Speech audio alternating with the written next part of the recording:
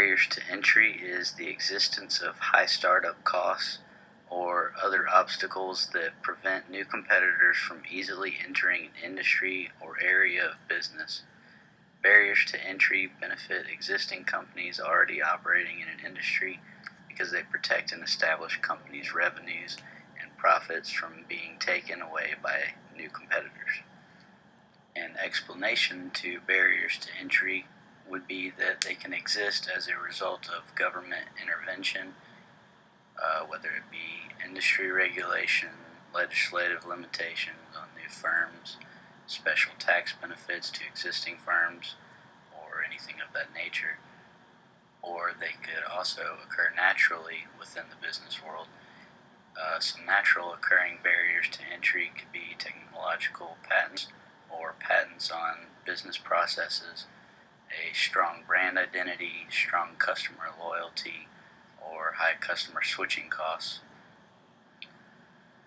When an industry is easy to enter but difficult to exit, you have intense rivalry, and with industries that are difficult to enter and easy to exit, you have limited rivalry, and easy to enter just means low barriers to entry, and difficult to enter just means high barriers to entry. With industries that are easy to enter and easy to exit, and also industries that are difficult to enter and difficult to exit, you have moderate rivalry among competitors in both industries. Some typical barriers to entry would be economies of size. It's the need for a large volume of production and sales to reach the cost level per unit of production for profitability. Capital intensive. A large capital investment per unit of output and facilities tends to limit entry. Intellectual property. Patents and other types of proprietary intellectual property are very effective in limiting entry. High switching costs. It's the tendency for buyers of an industry's products to be reticent about switching to a new supplier, which also tends to limit entry.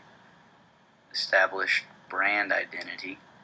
Industries dominated by branded products are difficult to enter due to the large amount of time and money required to create a competing branded product. Permitting requirements. Industries where permitting and license are required to establish production, which also tends to have limited entry. Government standards. Industries where rigid standards exist tend to have limited entry as well. Now that you know what the term means, what are some barriers to entry in an industry that interests you, or some that might affect a business that you want to start? Here are a few examples to get you started. Barriers in construction entry could be that the amount of capital it takes to start up will eliminate most competitors because of the price of equipment. Not many people can afford this expensive machinery, and especially a whole fleet of them. Barriers in firearm distribution or sales regarding licensing, permits, government regulation, fees, certification, startup costs. Major retail distributors like Palmetto State Armory, which is competition, can make starting a business selling firearms seem nearly impossible to even obtain. Now that you've thought about a few industries with barriers to entry, think about these questions. What are some ways around those barriers legally, or ways to make them less preventative to you? How would you address the major startup costs that it takes in these industries? How would you compete with major brands already established? What makes your brand distinguished among larger, well-established ones?